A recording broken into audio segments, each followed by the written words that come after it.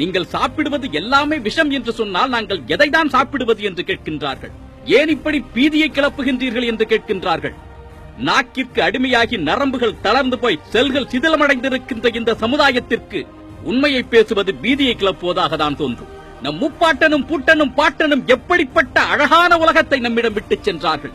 நம் குழந்தைகளுக்கு நாம் எதை கொடுக்க போகின்றோம்?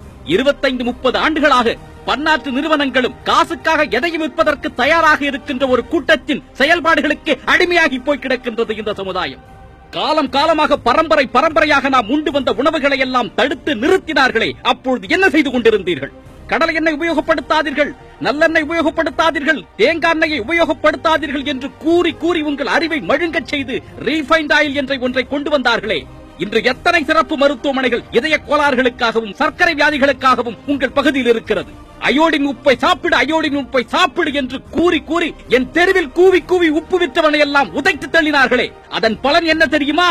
இன்று வீதிக்கு வீதி தைராய்டு ஸ்பெஷாலிட்டி ஹாஸ்பிட்டல்கள் முளைத்திருக்கின்றன. புற்றுநோய் என்பது எங்கோ ஒருவனுக்கு ஏதோ ஒரு மூளையில் வருகின்ற ஒரு நோயாக இருந்தது. ஆனால் உங்கள் பகுதியில் புற்றுநோய்க்காக மருத்துவம் பார்க்கின்றேன் என்று எத்தனை மருத்துவமனைகள் முளைத்திருக்கின்றது.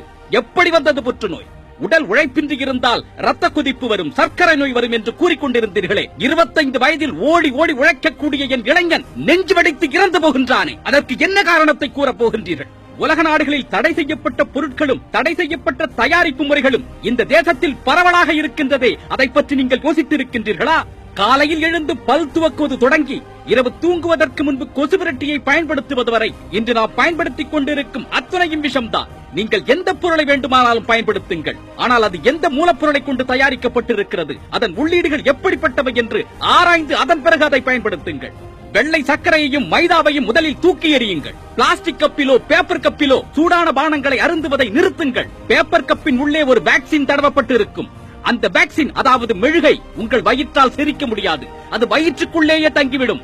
ஒரு ஹோட்டலில் நெகிழி காகிதத்தில் உங்களுக்கு உணவளித்தால் அதை புறக்கணியுங்கள். நெகிழி காகிதத்தில் சாப்பிட மாட்டோம் என்று எழுந்து வாருங்கள். அடுத்த முறை நீங்கள் செல்லும் பொழுது அந்த கடைக்காரர் 10 இலையை வாங்கி வைப்பார். சூடான வடையில் எண்ணெயை பிழிகின்றேன் என்ற பெயரில் அதை செய்தித்தாளில் வைத்து அமுக்காதீர்கள். செய்தித்தாள் அச்சிடப்பட்டு இருக்கும் மை, அதாவது இங்க், ஒரு ரசாயன பொருள். அது வயிற்றுக்குள் சென்றால் என்ன ஆகும் என்று ஏன் நீங்கள் யோசிக்கவில்லை? முதலில் இவற்றையெல்லாம் நிறுத்துங்கள். இதையெல்லாம் செய்ய மாட்டேன் என்று முடிவெடுங்கள். அதன் பிறகு ஒவ்வொரு படியாக உங்களை நீங்களே உயர்த்திக் கொள்வீர்கள்.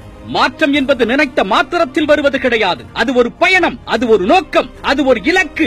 உங்கள் இலக்கை அடைவதற்கு, உங்கள் பயணத்தை தொடர்வதற்கு உங்கள் முதலடியை எடுத்து வையுங்கள். இத்தனை காலம் இருண்ட விழிகளை என்ற வரையில் திறந்து பார்த்து சுயத்தை என்றே மீட்டெடுப்பதற்கு ஒவ்வொருவரும் உங்கள் முதலடியை எடுத்து வையுங்கள். அன்பு கொண்ட அறத்தமிழனாய் ஒன்றிணைந்திடுங்கள்.